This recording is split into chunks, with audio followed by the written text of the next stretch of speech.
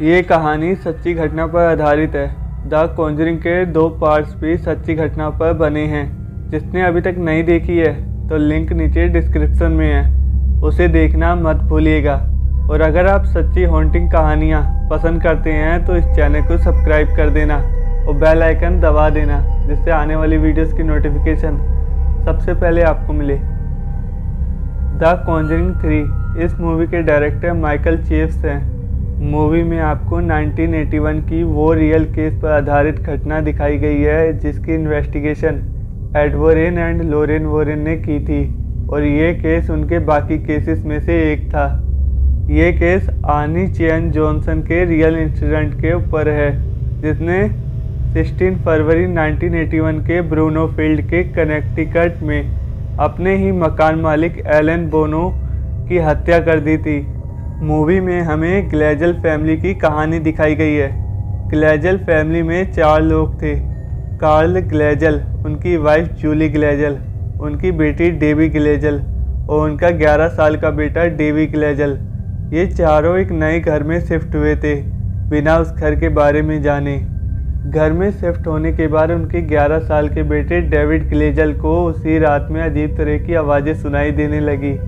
रात में अचानक से वह चिल्लाने लगा, एक दिन नॉर्मल आवाज़ में तो दूसरे दिन किसी और की आवाज़ में। उसके मुंह से चीख निकलने लगी।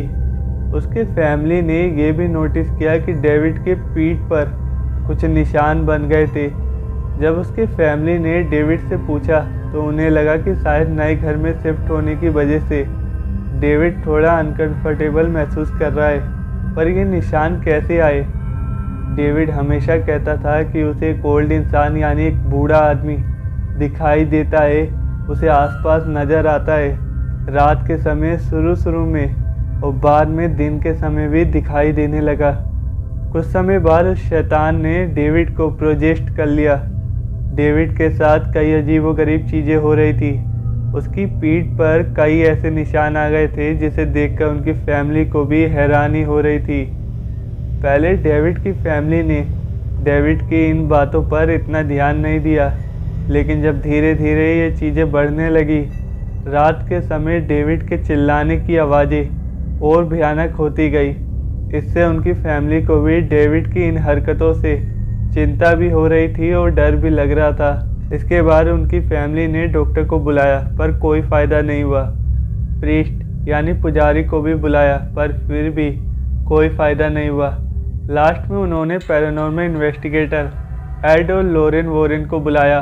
उन्हें डेविड ने यह बताया कि उसे वह बूढ़ा इंसान ये कहता है कि वह मुझे मार डालेगा और मुझे अपनी दुनिया में ले जाने की धमकी देता है।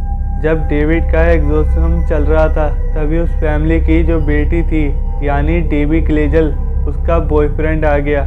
उसका नाम था आर्नी जॉनसन। एग्जॉर्सिज्म के दौरान ही वह आत्मा डेविड से निकलकर उसकी बहन के बॉयफ्रेंड आर्नी जॉनसन के अंदर चली गई। इसके बाद डेविड ठीक हो गया और उसके ठीक होने के बाद आर्नी के अंदर वही चीज़ें होने लगी जो कि डेविड के साथ हो रही थी। उसे भी अपने आसपास किसी के होने का आभास हो रहा था। उसे भी वही सारी चीज़ें दिख रही थी जो डेविड को दिख रही थी। एक दिन आर्नी जॉनसन अपने ही मकान मालिक की हत्या कर देता है और उसके बाद वह जंगल की तरफ भाग जाता है, पर उसे कुछ भी याद नहीं रहता। उसे फिर पुलिस अरेस्ट कर लेती है और वह कोर्ट में ये कहता है, the devil made me do it, मतलब मेरे मकान मालिक को चाकू से मार देना ये मुझसे डेविल शैतान ने करवाया है, मैंने नहीं किया। और ये डेविल शैतान मेरी जो गर्लफ्रेंड है उसके छोटे भाई के अंदर से निकलकर मेरे शरीर में आई है। ये घटना अमेरिका के एक प्रचलित कोर्ट में आई जिसमें यह बताया गया था कि किसी शैतान ने इंसान को वश में करके उस डेविल ने हत्या करवाई। जब जॉनसन को पुलिस ने अरेस्ट किया था तो जॉनसन उस घर से 2 मील की दूरी पर था। मूवी में हमें दिखाया गया एडवर्ड ने डेविड पर 3 बार एग्जॉर्सिज्म किए थे, जबकि रियल में कितनी बार किए गए थे ये तो हम नहीं जानते। The devil made me do it ये घटना कई अखबारों में लोकप्रिय हुई और कई लेखकों ने इस घटना पर किताबें भी लिखी, जिनमें से एक द डेविल इन कनेक्टिकट थी। आर्नी के गिरफ्तार होने के बाद लोरेन ने ये स्टेटमेंट दी थी, एलन बोनो की हत्या के समय आर्नी चियन जॉनसन प्रोजेस्ट थे, लेकिन कोर्ट भूत प्रेत जैसी चीज़ों में बिलीव नहीं करता और आर्नी जॉनसन को हत्या करने के जुर्म में 10 या 20 साल की सज़ा सुनाई गई। लेकिन आर्नी 5 साल में ही बाहर आ गए उनके गुड बिहेवियर की वजह से, और उनकी 5 साल की सज़ा के दौरान उनकी शादी डेविड की बहन डेबी ग्लेचल से हुई। तो दोस्तों, आपको द कॉन्जरिंग 3 की सच्ची कहानी कैसी लगी? लाइक कमेंट्स करके ज़रूर बताइएगा, और ऐसी ही स्टोरीज़ के लिए चैनल को सब्सक्राइब करें और घंटे को दबा देना।